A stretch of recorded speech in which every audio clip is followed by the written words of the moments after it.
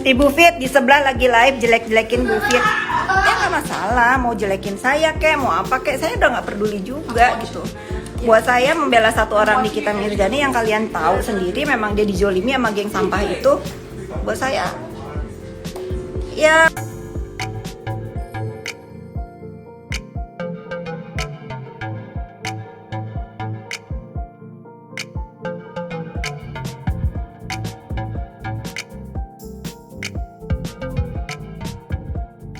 berkah lah kalau mereka membuat cerita ini itu ya itu udah bagian dari permainan karena memang saya kan lagi dibenci. Tetapi masalah handphone yang akan saya bawa ke jalur hukum karena sudah banyak banget orang yang dirugikan dan diresahkan dengan masalah handphone itu.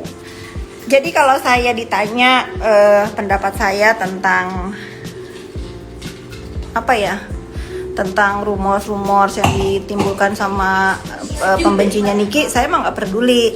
Sekarang yang akan saya ambil tindakan ini karena sahabat-sahabat saya pun merasa terganggu dengan masalah illegal akses itu gitu.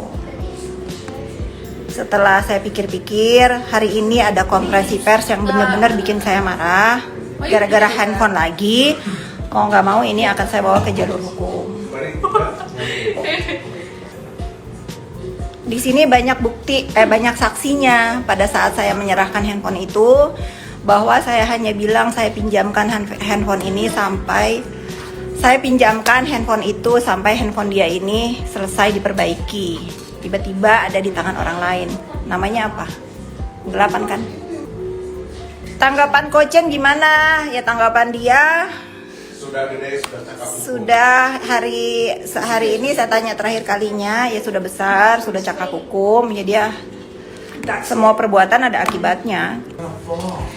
Bagus Jaya Santoro sudah.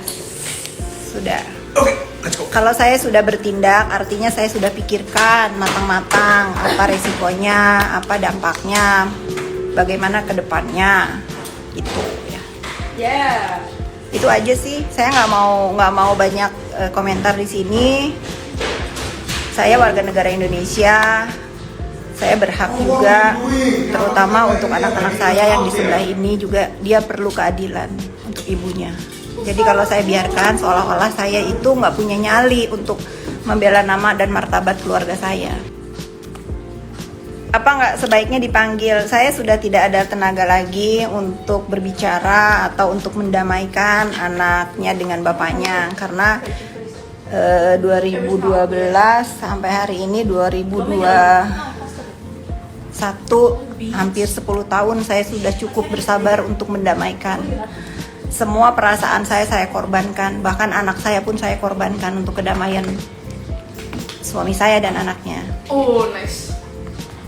Kalau sekarang saya terus diganggu dengan hal-hal yang sama, tentunya saya menzolimi anak-anak saya yang lain. Jadi kalian mau bilang apa nanti ke saya? Kalian mau bilang saya apa kek? Saya jahat kek? Apa kek? Lillahi ta'ala, hanya Allah yang tahu bagaimana hati saya, apa yang sudah saya kerjakan, apa yang saya sudah perbuat untuk semua, untuk kedamaian semua. Tapi akhirnya terus saya yang diginikan, ya mau nggak mau saya harus bertindak. Chelsea diusir sama Kochen. Tidak ada pengusiran di rumah ini. Kalau seorang ayah ingin mendidik anaknya dengan caranya, tentu semua orang juga harus mengerti. Semua rumah itu punya aturannya. Kalau misalnya ayahnya ngelihat dia pakai baju yang pendek mana-mana, boleh dong dilarang. Kalau misalnya dia pergi keluar malam, pulangnya jam 1, jam 2 malam, boleh dong dilarang, ya. Tapi kalau misalnya larangan untuk kebaikan itu dianggap, oh dia dimarahin, ini itu saya juga nggak bisa apa-apa. Ini saya harus bicara biar kalian tahu permasalahannya itu apa. Tidak mungkin seorang ayah mengusir anaknya dari rumah, ya. Tapi kalau tanggapannya dengan dikasih pengertian, oh ini tuh Jakarta bukan Bali. Kalau di Jakarta ke mall ya pakai baju biasa, jangan pakai bikini. Kalau itu nggak diterima, ya saya bisa apa, gitu kan? Beberapa kali juga di mall saya selalu beliin baju karena memang agak minim. Kadang-kadang boleh tanya ke orang-orang jet. Saya sering banget ngajak dia masuk ke situ kalau pakaiannya minim, akhirnya saya beliin jaket. Itu udah sering banget terjadi. Nah. Tapi ini saya harus bersuara ya, biar kalian itu, nih karena saya akan bawa ini ke masalah hukum, jadi sekali aja saya bicara, biar kalian itu paham semuanya. Kalau kemarin saya disalahin, digini gitu, suami saya juga disalah-salahin, saya diam karena saya ngerasa ya sudahlah, nanti pun akan berhenti. Tapi kan enggak, selalu di pojokan, selalu begini. Kalau kalian punya anak, apalagi anak gadis, tinggal di Jakarta, ini bukan Bali ya, pakai baju minim, pulang selalu malam, saya selalu menjadi bantalannya untuk bilang bahwa dia sudah minta izin ke saya, karena saya kepengen dia nyaman di rumah ini. Itu ya. Tapi lagi-lagi ketawa. Akhirnya saya nggak tahu mau ngomong apa, sehingga ayahnya pun akhirnya sering berantem dengan saya.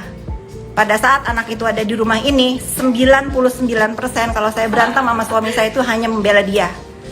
Karena saya nggak mau dia dimarahin. Itu ya harus dipahami ya. Kenapa dimarahinnya itu kalau nggak seputar pakaian, seputar pergaulan, atau keluar pagi, keluar malam, pulangnya malam. Gitu, nggak mungkin seorang ayah tiba-tiba marah tanpa sebab. Bukan orang gila dia. Di rumah, tiba-tiba dia pergi, pulang, dan saya lagi yang menutupi. Tetapi dia keluar, masuk dari pintu sini, dikasih tahu baik-baik, dia teriak. Bapaknya lagi tidur di kursi itu seperti biasa, lalu datang ke sini, dia teriakin bapaknya, terjadilah perkelahian itu. Aku lagi main basket. Kamu lagi main basket ya? Ya, untung dia nggak ada. Untung dia nggak ada. Sampai tidak mau pulang. Sampai nggak mau pulang. Ya itu, pokoknya memang benar gitu loh, sering dimarahin ya alasannya itu. Ibunya tahu kok. Ibunya tahu kok, selalu kalau bapaknya habis marahin anaknya, saya lapor kok ke ibunya, dan ibunya setuju kok untuk anaknya dididik saat itu. Setuju kok. Saya masih ada chatnya, bagaimana saya senang akhirnya waktu yang hilang bisa ditebus oleh ayahnya untuk membahagiakan anaknya. Apalagi soal materi, apa yang dia mau selalu ada.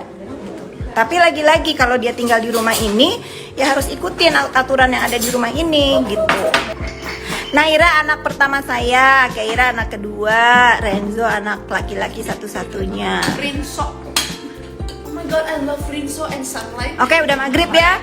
Pokoknya gitu ya penjelasan dari saya. Hey boys and girls, if you like our video, subscribe here. Click here for our new videos and click here for something just for you.